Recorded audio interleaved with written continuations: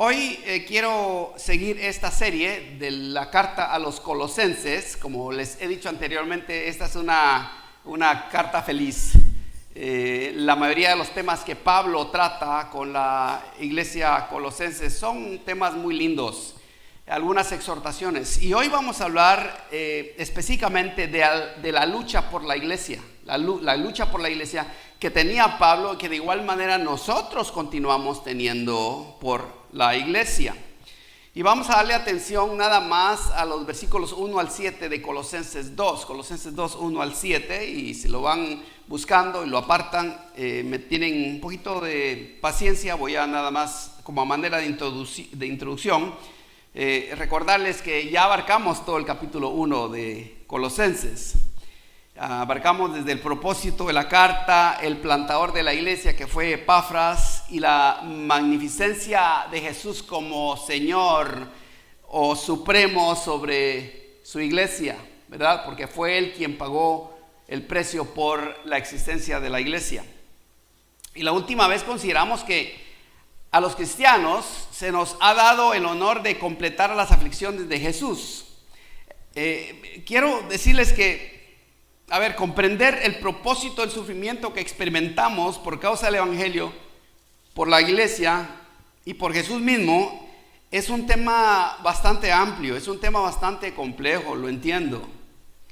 La última vez observé que nadie decía amén al tema, porque es un tema bastante, bastante profundo, no es un tema ligero. Los sufrimientos específicamente ¿verdad? Por obediencia a Jesús, por Jesús mismo y por la iglesia, son sufrimientos que no son fáciles de tragar, por así decirlo, no son fáciles de digerir.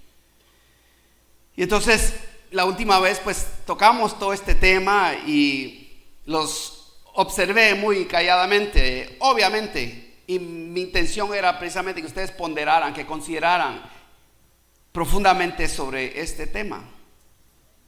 Y de hecho, supongo que el pastor de la iglesia de Jerusalén, o sea, Santiago, tuvo la misma respuesta de la iglesia, porque en Santiago 1:2 él dice: tengan por sumo gozo, hermanos míos, cuando se hallen en diversas pruebas. O sea, el mismo Santiago sabía que la propia iglesia que él dirigía en Jerusalén también, de alguna manera, pues estaba callada al respecto, y él les recuerda que este es un sumo gozo, que sufrir por la causa de Jesucristo, por la causa del evangelio, por la causa de la iglesia, es un gran honor para nosotros. Esto es un honor reservado para aquellos que realmente aman a Cristo Jesús y no solamente andan de vacaciones en la iglesia, sino aquellos que están comprometidos con Jesús. Sabemos esto. Aprendimos que sufrir por obedecer a Cristo y sufrir por las consecuencias de la desobediencia no es lo mismo, ¿verdad? Aprendimos un poco. Espero que ustedes hayan recordado eso, y espero que si no, ¿verdad? Si fue el tema un poco, profundo, que regresen a esas predicaciones. Las tenemos, ¿verdad?, en línea para que las escuchen de nuevo. Pero de igual manera nos consolamos, fíjense, con el hecho de que Dios usa aún las malas consecuencias para que crezcamos en Cristo Jesús. Él usa aún lo malo, aún aquellas cosas que de alguna manera son detrimentes, pueden ser hasta destructivas, pero Dios lo torna para nuestro propio bien, aún esas cosas. También entendimos que el propósito de sufrir por ser obedientes, fíjense, no es para pagar por nuestros pecados, ¿sí? Eso lo hizo Jesús en la cruz. Tampoco a Dios le interesa castigarnos, fíjense, castigarnos por desobedecerle. Dios no es como nuestros padres, tal vez como algunos de los padres nuestros, que nos castigaban por enojo, ¿verdad? Y a veces peor aún, que ni siquiera nos explicaban por qué nos habían castigado. ¿Alguien pasó por lo mismo? ¿Algún hermano honesto, hermana honesta que pasó por lo mismo? Por los padres, ¿verdad? Que a veces golpeaban o insultaban o disciplinaban y no daban una explicación por qué razón. Simplemente toma y Y eso era todo.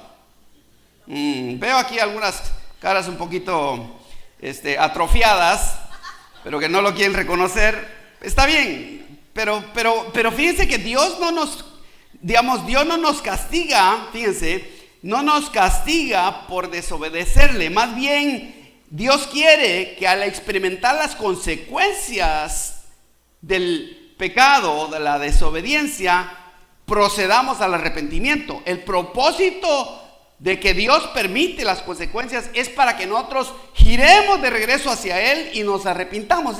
Es el propósito de Dios, que es diferente de nuestros padres.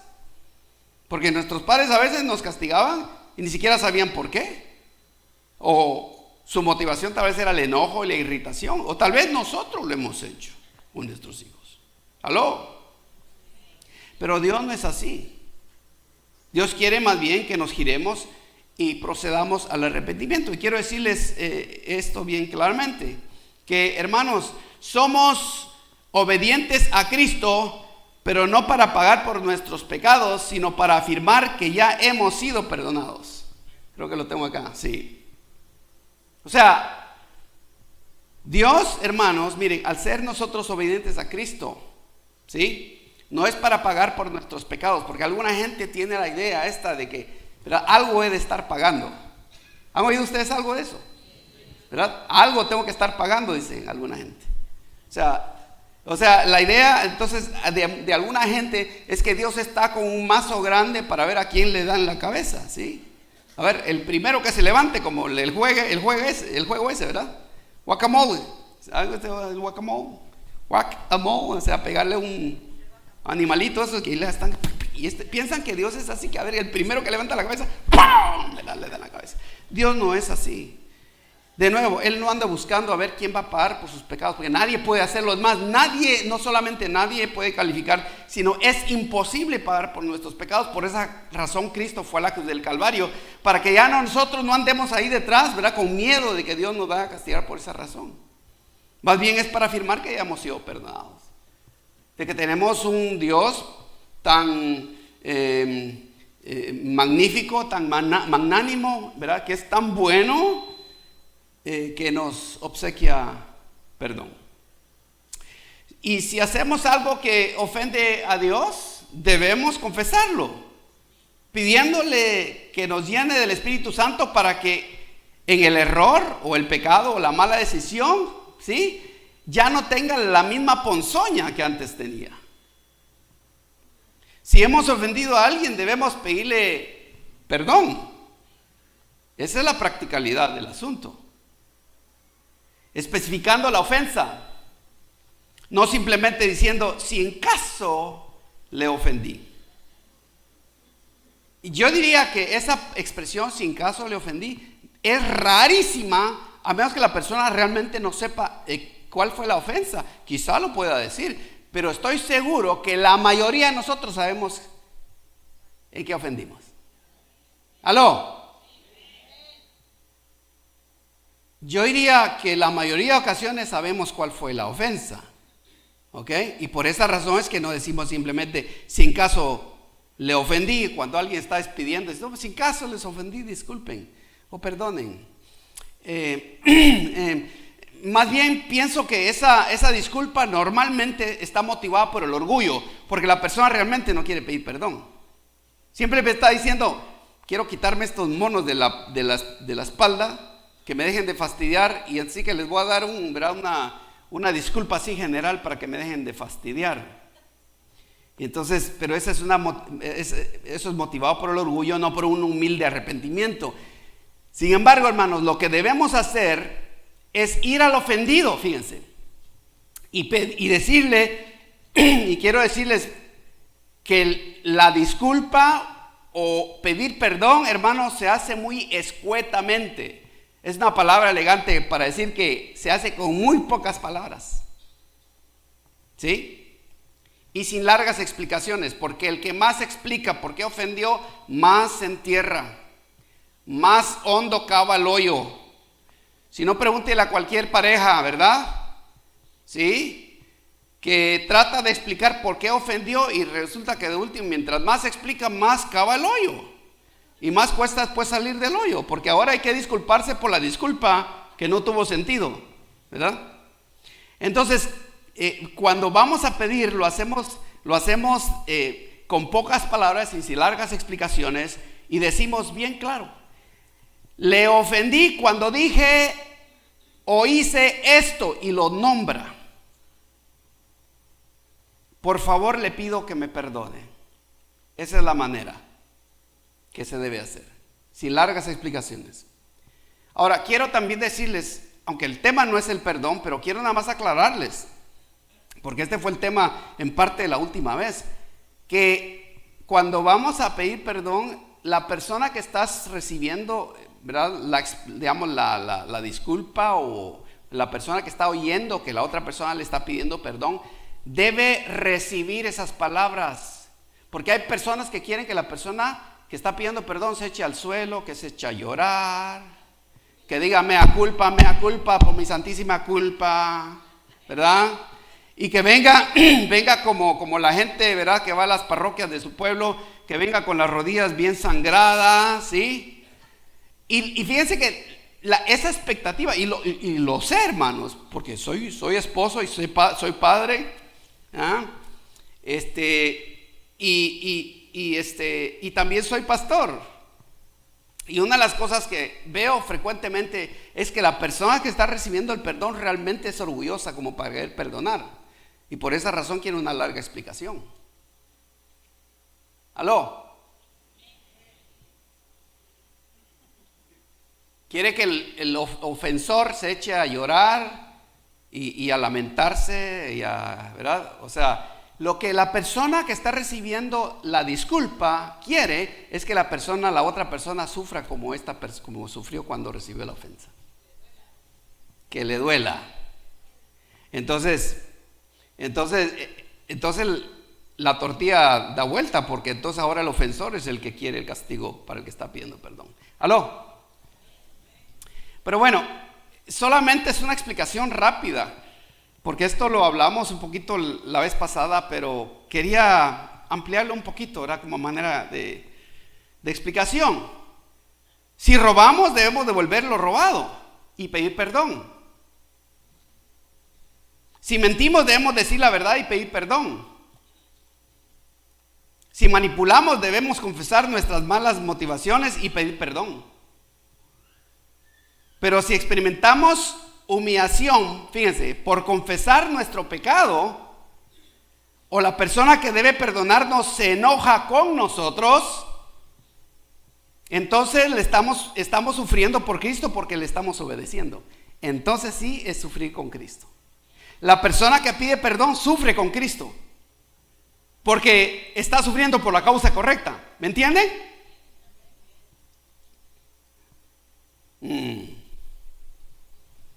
Y es mi observación de que quienes aprenden a hacer correcciones en el momento, o sea, en vuelo, por así decirlo, ¿sí? Quienes aprenden a hacer correcciones en el momento de la iluminación espiritual, porque ustedes saben que a veces ofendemos y ni siquiera nos damos cuenta.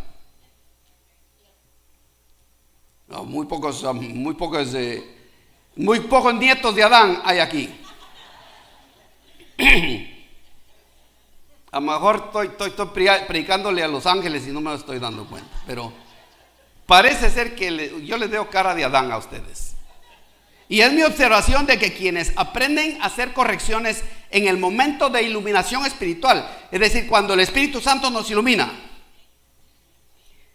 esas personas que aprenden a hacer correcciones en el momento de la iluminación espiritual maduran más rápidamente que quienes lo piensan dos veces. Porque en muchas ocasiones ofendemos y nos damos cuenta en el momento que hemos ofendido, ¿verdad que sí? De nuevo, muy pocos nietos de Adán acá, porque oigo muy pocos amenes. Y entonces, por esa razón, hermanos, es que, ¿verdad?, cuando tenemos la iluminación del Espíritu Santo y por así decirlo, nos amanece, nos cae el 20, ¿verdad?, entendemos y comprendemos, en ese momento deberíamos decir: ¿sabes qué? Perdóname, te acaba de ofender, ¿verdad? Y saben que esa es una frase que Yo lo repito muchas veces. Con mi esposa, con mis hijos y aún con la iglesia. Perdónenme, creo que los acabo de ofender y ahorita me di cuenta que lo hice. Y a veces, fíjense, a veces me sucede porque me doy cuenta de la motivación, porque nadie mira mi motivación, pero yo sí. Y si a mí me amanece y si yo veo mi mala motivación, debo confesarlo. ¿Por qué? Porque eso es sufrir con Cristo Jesús. Hoy quiero hacer algo diferente antes de empezar a compartir la palabra. Quisiera más bien que voy a leer el pasaje que vamos a explorar hoy. Y quiero que en lugar de que ustedes lean Colosenses 2, que lo vamos a leer eventualmente, pero lo que quisiera más bien es que ustedes cierren sus ojos y que oigan la palabra de Dios a la iglesia. Oigan estos 7 versículos, por favor. Porque quiero, con sus ojos cerrados, por favor, porque quiero que sepan qué gran lucha tengo por ustedes y por los que están en la Odisea y por todos los que no me han visto en persona. Espero que con esto sean alentados sus corazones y unidos en amor, alcancen todas las riquezas que proceden de una plena seguridad de comprensión, resultando en un verdadero conocimiento del misterio de Dios, es decir, de Cristo, en quien están escondidos todos los tesoros de la sabiduría y del conocimiento. Esto lo digo para que nadie los engañe con razonamientos persuasivos. Porque aunque estoy ausente en el cuerpo, sin embargo estoy con ustedes en espíritu, regocijándome al ver su buena disciplina y la estabilidad de la fe de ustedes en Cristo. Por tanto, de la manera que recibieron a Cristo Jesús el Señor, así anden en Él, firmemente arraigados y edificados en Él y confirmados en su fe, tal como fueron instruidos, rebosando en gratitud. Ahora sí abran sus Biblias, ¿verdad? Y vamos a leer cada porción que vamos a ir estudiando. Hoy vamos a explorar solamente estos 7 versículos. Y lo primero que yo veo acá, o el primer punto, por así decirlo, es que la lucha espiritual que Pablo tenía por la iglesia era muy grande, ¿sí? Pablo tenía una lucha muy grande por la iglesia. Veamos ahí los versículos 1 al 3. Miren lo que dice de nuevo. Lo leo porque quiero que sepan qué gran lucha, dice esta versión, tengo por ustedes y por los que están en la Odisea y por todos los que no me han visto en persona. Y luego dice, el verso 2 dice, espero que con esto sean alentados sus corazones y unidos en amor, alcancen todas las riquezas que proceden de una plena seguridad de comprensión, resultando en un verdadero conocimiento del misterio de Dios, es decir, de Cristo, en quien están escondidos todos los tesoros de la sabiduría del conocimiento. El versículo 1 es traducido por la Reina Valera, cuán gran lucha sostengo, ¿verdad que sí? Pablo, hablando de su ministerio, dice anteriormente, si ustedes regresan de hecho al capítulo 1, versículo 29, él dice, por lo cual también trabajo luchando según la potencia de él. Pablo no estaba luchando contra la iglesia, sino por la iglesia. De alguna manera, para describir su lucha, fíjense, Pablo usa una palabra griega, la palabra griega agón, de donde nosotros sacamos la palabra agonía. Cuando él dice, tengo una gran lucha por la iglesia, él dice, tengo una gran agonía. Fíjense, la lucha que Pablo sostenía por la iglesia era agonizante. Y al leer, de hecho, toda la carta, descubrimos que Pablo luchaba contra las influencias mundanas, pero también las falsas enseñanzas que se infiltraban en la iglesia. Y aunque la iglesia de Colosas tenía dificultades, la lucha de Pablo es en el espíritu a favor de esta iglesia. Es en el espíritu, una lucha espiritual constantemente. Era una causa por la cual él le costaba a veces dormir. Y pienso yo que si alguien podía dormir era Pablo, porque pasaba mucho tiempo en la cárcel. Y Pablo había aprendido a descansar en Cristo. Sin embargo, esto le causaba agonía. O sea, el hecho de que se infiltrasen malas doctrinas o digamos la mundanalidad en la iglesia le causaba de alguna manera mucha preocupación. Y no solo por los de Colosas, sino también por la Odisea, ¿verdad? También por quienes Pablo, no solamente por los de Colosas, la Odisea, pero también por los que aún no conocía, dice, los que todavía no habían visto su rostro personalmente, ¿sí? Y aunque de alguna manera no compartimos la misma geografía de la iglesia de Colosas, ¿verdad? Que aún no conocían a Pablo, podemos decir que Pablo de igual manera estaba luchando por manantial de amor, porque nosotros nunca hemos visto a Pablo. Y Pablo nunca nos ha visto. La lucha que Pablo tenía se extiende hasta nosotros, porque nosotros tenemos las mismas luchas que tenían la iglesia de Colosas. La misma. El mismo peligro de que las malas doctrinas entren a la iglesia. El mismo peligro de que el mundo entre a la iglesia. ¿Sí? Y el versículo 2 dice que él luchaba en su espíritu para que nuestros corazones sean alentados. O sea, el cuadro que Pablo tiene en mente es que mientras que, ¿verdad?, que el corazón de Pablo agonizaba porque estaba en la lucha contra los enemigos de la iglesia, nosotros somos alentados porque estamos sentados fuera del ring. Esa es la idea. El cuadro es que él está luchando, está luchando mano a mano, ¿verdad? Está cuerpo a cuerpo contra sus enemigos, luchando a favor de la iglesia, y nosotros estamos afuera del ring, como las Olimpiadas. Lo vemos en televisión. O la gente que está allá en París, los miran personalmente, pero no son parte del juego, simplemente están gritando así. Nosotros también nos gozamos en la victoria de Pablo a favor de la iglesia. Pero además, él quiere que al ser nosotros alentados en nuestros corazones, ¿verdad?, no estemos juntos, sino unidos.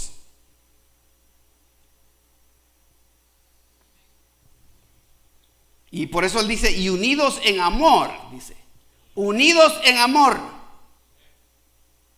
O sea, el idioma original dice como el, ¿saben qué es el crochet, verdad? El crochet, ¿sí? Es la idea esa, que estemos como el crochet, ¿verdad? Bien tejidos, ¿verdad? Bien tejidos, pero unidos en una sola pieza. Ese es el cuadro, ¿sí? Una iglesia desunida produce malas doctrinas acerca de Dios, y las malas doctrinas producen división. Por eso, cuando alguien está en la iglesia, desuniendo a la iglesia, inmediatamente yo me pregunto, ¿quién está motivando a esa persona? Detrás de esa persona, sin duda, no solamente hay una mala doctrina, está también el diablo echándole fueguito, despacito, a los comentarios o sentimientos de esa persona. Y es por ello por lo que Pablo quiere que seamos unidos en amor. Unidos, o sea, no solo juntos, no solo acá los domingos, ¿verdad?, sino unidos realmente en amor, motivados por el amor, de que nos amamos unos a otros y nos respetamos y nos honramos y nos dirigimos a la verdad en amor. Eso es dirigirse o amarse en amor. No solamente estar juntos, porque hay familias que viven juntas pero parecen perros y gatos. Y esa no es la razón de la iglesia. La iglesia no debe ser una jaula de perros y gatos, sino más bien un lugar donde nosotros estamos unidos, motivados por el amor de Dios. Algo magnífico sucede cuando el cuerpo de Cristo no está, más bien está unido en amor. El amor de Cristo produce unidad. Cuando amamos a Cristo, nos unimos más, y la unidad produce comprensión plena, y la comprensión plena produce un alto conocimiento de Dios. Una iglesia donde hay unidad es una iglesia donde el conocimiento de Dios es muy amplio, es muy profundo, es muy ancho. ¿Sí? El amor de Dios nos une de tal manera que podemos llegar, fíjense, progresivamente a un conocimiento exacto de Dios. La iglesia puede llegar a un conocimiento claro, por lo menos humanamente, ¿no? Pero esto sucede si estamos unidos en el amor de Cristo. El versículo 3 nos aclara específicamente por qué es necesaria la unidad en el cuerpo de Cristo. Dice, en quien están escondidos todos los tesoros de la sabiduría y del conocimiento. O sea, no solo juntos, sino unidos, y no solo unidos, sino unidos en amor, en el amor de Cristo. ¿Por qué? ¿Por qué? Porque en Cristo están escondidos todos los tesoros de la sabiduría y el conocimiento. Voy a decir esto, y no lo voy a decir, voy a decirlo con mucho cuidado, pero quisiera de alguna manera decir algo personal. Lo que voy a decir acerca de mi hijo Joel no es para exaltarlo, no, porque es igual que sus hijos y sus nietos. También hay que regañarlo, hay que corregirlo. Mis hijos también necesitan un padre y una madre que los dirija. Pero reconozco, y de hecho no solamente reconozco esto para mi hijo Joel, también digo lo mismo de Marvin Barrera, el hermano Marvin Barrera. ¿Ok? Reconozco que ellos tienen una capacidad extraordinaria de acertar cosas muy difíciles de comprender. Cuando hablo con ellos, hablo con mi hijo, imagínense. Y le pregunto, oye, ¿cómo entiendes esto? Y me lo explica. Y yo digo, este muchachito sí que lee bastante, ¿eh? Pero no solamente lee, sino que comprende. Igual con el hermano Marvin. A veces hablamos de cosas bastante profundas y me doy cuenta que tienen una capacidad extraordinaria de Dios. Pero, o sea, Dios les ha dado un cerebro muy inteligente. Pero fíjense, a ambos les recuerdo que el conocimiento más alto de la vida se encuentra en Cristo, no en sus cerebritos inteligentes. Porque en Él se encuentra la llave del tesoro de la sabiduría y el conocimiento. Y es importante de alguna manera recordarle esto, especialmente a aquellos que, ¿verdad?, están estudiando, como el pastor Mauricio, ¿verdad?, que, ¿verdad?, está a punto de sacar una licenciatura en teología y luego pues va a ir a ¿verdad?, a un seminario y a sacar una maestría. Brillante. Pero a todos estos hermanos les tengo que recordar que el conocimiento verdadero está en Cristo Jesús. No esos libros de seminario, ¿sí? Que bueno, esas son ayudas buenas. No esos maestros, sino en la bendita palabra de Dios, porque en esta bendita palabra de Dios están escondidos todos los conocimientos y la verdad de Dios solamente en la palabra de Dios. Todas esas cosas nos ayudan y nos deben apuntar a la palabra, ¿sí? La palabra no nos apunta a esos recursos, es al contrario, esos recursos nos apuntan de regreso a la palabra.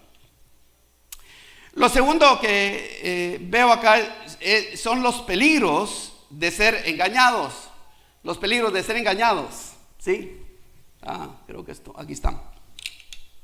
Lo segundo son los peligros de ser engañados.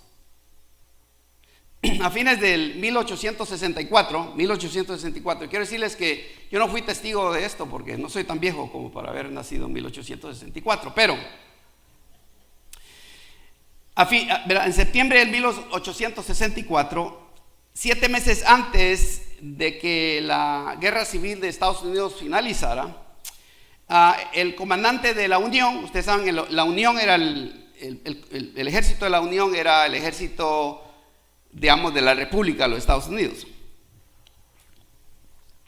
Y un régimen del ejército durante la guerra civil de los Estados Unidos, el coronel Wallace Campbell tenía la responsabilidad de detener al general del ejército confederado. O sea, el ejército confederado era el enemigo, ¿verdad? Era el ejército del sur, por así decirlo, que querían preservar la esclavitud, y en sí era la causa número uno, aunque había otras causas, pero el ejército del sur quería que se preservara la institución de la esclavitud, y el ejército de la Unión quería erradicar la esclavitud.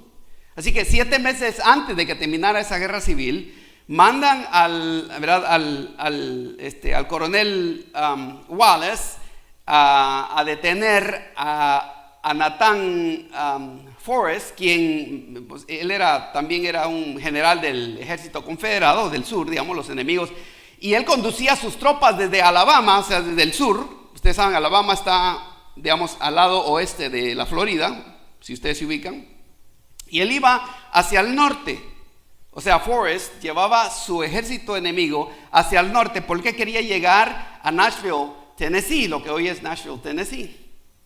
Ambos ejércitos pelearon en Atenas, Alabama, o sea, hasta el norte de Alabama, ¿sí? Pero ninguno estaba ganando, así que Forrest, o sea, el enemigo, el capitán del ejército enemigo, le pidió a Wallace que se reunieran frente a sus dos ejércitos. O sea, uniformaron sus ejércitos con toda su artillería, ustedes saben, y ellos caminaron, querían discutir acerca de la guerra porque ninguno de los dos estaba ganando la batalla. Ambos iban a pie, caminando entre los dos ejércitos, mostrando el poderío de cada uno. Y uno le decía, mira, tengo este cañón, ustedes no van a resistir. Yo también tengo este cañón y tengo estos soldados y tengo esta rueda. Iban comparándose unos a otros, ¿verdad? Como los dos gallitos, ¿verdad? Antes de seguir la guerra o la batalla. Pero a medio camino, el ejército de Wallace, o sea, del ejército de la Unión, que quería erradicar la esclavitud, ya no tenía más soldados, se le acabaron los soldados. Pero lo que Wallace no sabía, o sea, Wallace, el capitán del ejército de la Unión, no sabía, era que cada vez que el ejército del sur, comandado por Forrest, les había ordenado que cada vez que ellos pasaran, que estaban lejos, los soldados de atrás se marcharan muy despacio, que no lo notaran y que agarraran otro camino que estaba atrás, un camino como un atajo atrás, y que corrieran tan rápidamente y que se fueran a uniformar hasta allá adelante, ¿sí? Entonces, lo que Wallace no sabía era que, ¿verdad?, cada vez que abandonaban un destacamiento, los soldados de su enemigo simplemente, ¿verdad?, levantaban sus maletas y se trasladaban junto con su artillería por un camino que estaba construido atrás y se movían rápidamente a la posición de ellos, donde ellos estaban a punto de llegar. Cuando regresaron al fuerte, Campbell, o sea, el coronel o el comandante del ejército de la Unión, se convenció de que no podía ganar la batalla, así que se rindió ante su enemigo. Simplemente por una percepción. Y eso es lo que a veces sucede cuando somos engañados, ¿sí? La iglesia a veces es engañada por las malas doctrinas o la doctrina de moda, ¿sí? Y esto ilustra por qué Pablo sigue diciendo en el verso 4. Dice, esto lo digo para que nadie los engañe con razonamientos persuasivos, ¿sí? La advertencia, de hecho, que Jesús nos da es más clara. En Mateo 24, 4 al 5, dice el Señor Jesús ahí, creo que lo tengo acá, dice, aquí. Dice, respondiendo Jesús les dijo, mirad que nadie os engañe, porque vendrán muchos en mi nombre, diciendo yo soy el Cristo, y a muchos se engañarán. Dice que van a venir muchos en el nombre de Jesús y van a decir yo soy el Cristo, y lo peor de todo es que dice que a muchos se engañarán. O sea, Jesús está entendido de que aún a los escogidos van a ser engañados. ¿Y saben qué me he dado cuenta yo? Cuando hablo con alguien y les pregunto acerca de Jesús, muchas personas no me pueden dar una explicación bien claramente, o sea, bíblicamente, de quién es Jesús. Solo saben que es su Salvador y que les perdona sus pecados. Pero Jesús es más que eso. Él es la verdad. En todos los años que he estado en la fe, he atestiguado de por lo menos 3 líderes importantes que terminaron siendo engañados por falsas doctrinas. Recuerdo uno en particular que me invitó a ir a ver a este profeta. Fui a ver el profeta y el profeta estaba diciendo que él sabía el mes y el año cuando Jesús iba a venir. Y pues salí de ahí, casi que a media conversación me puse de pie y me fui. El siguiente día mi amigo me llamó y me dijo, oye, ¿por qué te fuiste? Le digo, porque tu maestro está enseñando falsedades. Porque está dando el año, ¿verdad? El mes y el año. Y entonces, ¿saben qué me dijo? Me dijo, sí, pero Jesús dijo que nadie sabe el día ni la hora, no el mes y el año. Bendito Padre, dijo que...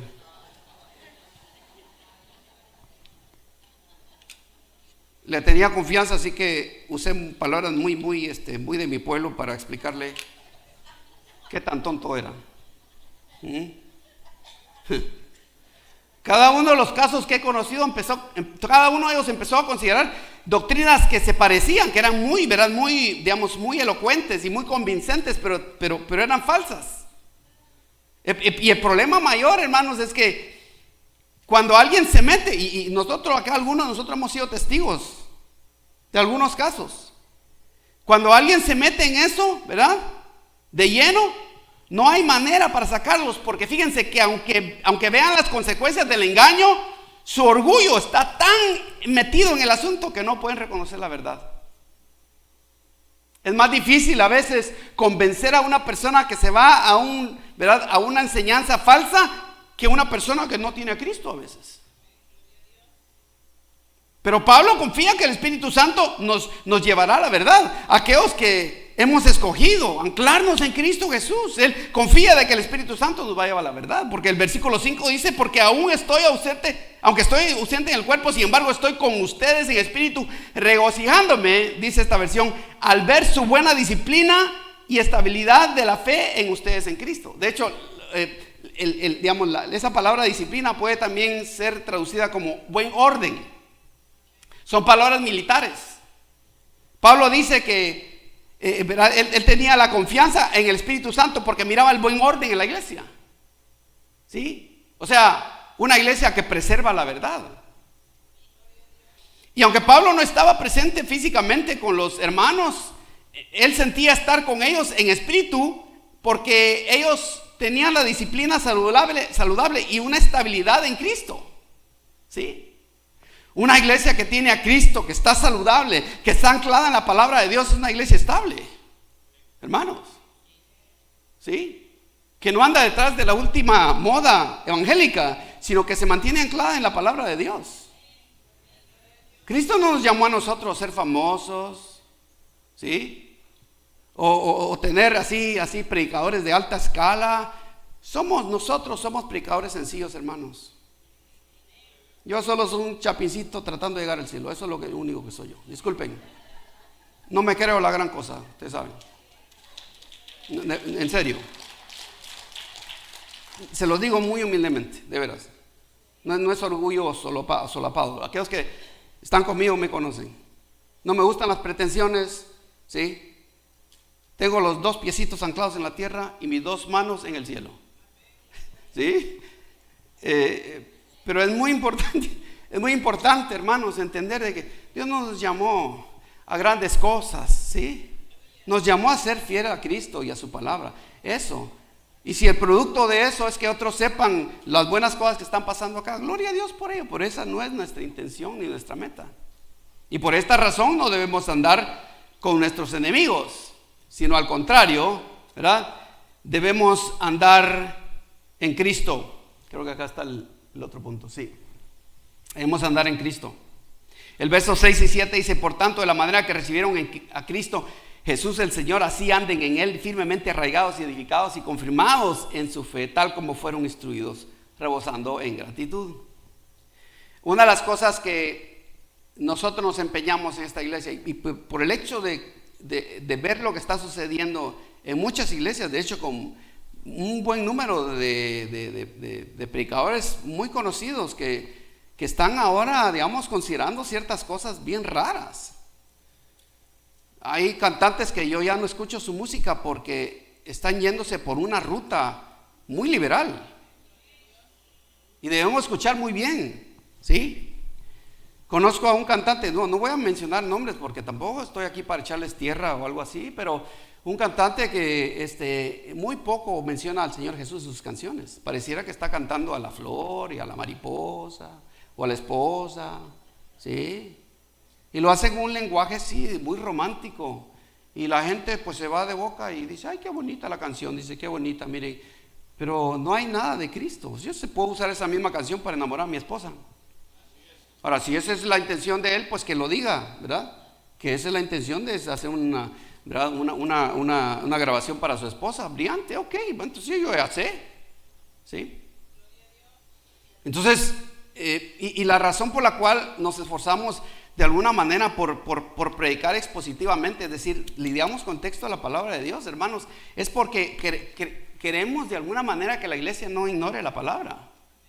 Porque lo mejor que podemos darle a la iglesia es el conocimiento de Dios. ¿Sí? Es lo mejor. Y con el conocimiento podemos defendernos y protegernos de todas las acechanzas del diablo o de las infiltraciones del mundo. ¿Sí? Noten que Pablo nos exhorta a caminar en la misma manera o digamos la misma fe ferviente que nos llevó a recibir a Cristo Jesús. ¿Se acuerdan ustedes cuando aceptaron a Cristo Jesús? ¿Sí? ¿Se acuerdan el día que aceptaron a Cristo Jesús? Sí, yo todavía me acuerdo. Estaba muy chico, pero todavía recuerdo que sentí un calorcito muy lindo en mi corazón. No lo puedo explicar ahora, pero sentí algo muy diferente. Y por eso a los 8 años levanté mi mano para aceptar a Cristo Jesús. Y le pregunté a mi mamá, le dije, ¿está bien que pase al frente? Y me dijo, pues si usted de veras está convencido de que Cristo Jesús es quien está tocando su corazón, pase. Y le dije, sí, es Jesús. Y recuerdo que pasó. Y tengo claramente, no recuerdo muchas cosas, pero eso la tengo pero bien clara. Y Pablo está diciendo que nosotros debemos regresar a ese momento, a esa fe genuina que nos llevó a los pies de Cristo Jesús. Y no, digamos, no permitir que las complejidades de la vida, de hecho los problemas en la iglesia, los problemas familiares o los problemas económicos o en tu trabajo o en tu familia, con tus amigos, que ninguna de esas cosas te engañen o que de alguna manera te bajen, sino más bien que regresemos a la fe sencilla que es en Cristo Jesús. Nadie te demanda que seas un teólogo o un experto en la Biblia. Lo que tú tienes que saber es, ¿verdad?, conocer a Cristo Jesús, conocer sus palabras, seguirlo, caminar con Él. El cuadro es claro, ¿verdad?, que Pablo estaba comunicando acá. Debemos tomarnos firmemente de la mano de Jesús, que es la manera más efectiva para crecer. Amén. Amén. Recuerdo cuando estaba pequeño que el lugar donde nací, la ciudad donde nací, pues llovía mucho, especialmente en invierno, y pues caminar en las tardes era pues difícil porque se llenaban de agua las calles. Y recuerdo una vez que iba con mi papá y estaba lloviendo muy fuertemente. Y yo necesitaba cruzar, ¿verdad? Porque tenía un compromiso en la escuela. Y estaban midiendo y yo decía, no voy a poder saltar. Y le dije, papá, voy a intentar saltar. A ver si, ¿verdad?, puedo llegar al otro lado porque necesito estar ya se me agarra, ¿verdad? O sea, voy ya casi a la hora. ¿Y saben qué hizo mi padre? Me tomó de las manos. Estaba yo chico, no sé, tenía unos 9 años y lo tengo todavía bien claro. Me tomó y caminó en el agua, y el agua le dio hasta las rodillas. Se mojó sus zapatos, mi viejo lindo. Se mojó sus zapatos y me cruzó al otro lado. Llegué seco. Me dijo, váyase, corra. Y corrí y llegué a tiempo. Y en ese momento realmente no me puse a pensar lo valioso de ese cuadro. Es con los años que me he dado cuenta lo que mi padre en ese acto sencillo hizo por mí. ¿Sí? Y eso es precisamente lo que el Señor Jesús hace. Pablo dice, tómense firmemente de Cristo Jesús. Caminen con Él, porque si ustedes caminan con Él, cuando venga el peligro, Él va a cruzarlos al otro lado. Van a estar bien ustedes si están con Él. ¿Sí?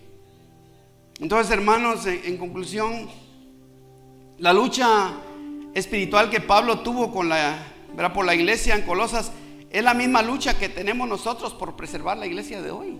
Es la misma lucha. Es la misma lucha.